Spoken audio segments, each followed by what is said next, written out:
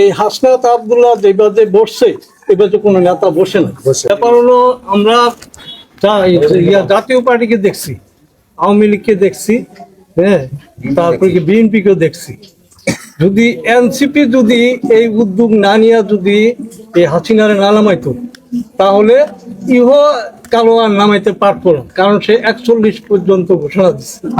এবং এইটা আমরা যাওয়ার পরে সে ইন্ডিয়ান লুক দেখানো হলো সারা দেশে, বাঙালির কোনো পাত্তাও দেখেন না, কারণ আমরা ঢাকা সিটিতে থাকি, আমরা জানি তার পরিকল্পনা কি। তবে এই উদ্যোগে যেহেতু হাসনাত আব্দুল্লাহ বাতিজা ধরতে গেলে লাগে, যেহেতু আমরা এই দিক থেকে সে একজন রত্ন, আরেকজন রত্ন হয়েছে এই যে আসিফ ভুঁইয়া, তাহলে আমরা এই সুযোগটা আমরা আর হাতছাড়া করতে চাই না। আমরা প্রাণ দিয়া, জীবন দিয়া, সব দিয়ে করছি না, বহু লোকের জন্য করছি, কোনো কিছু পাই না। যেহেতু এই হাসনাত আব্দুল্লাহ যেভাবে বসছে এভাবে কোনো নেতা বসে না।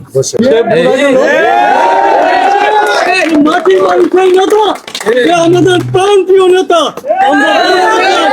আমরা বলতে চাই এই মসজিদটাকে সামনে রেখে আসেন, আমরা সবাই একযোগে এনসিপি এবং আব্দুল্লাহ হাসনাতকে আমরা জয়যুক্ত করি।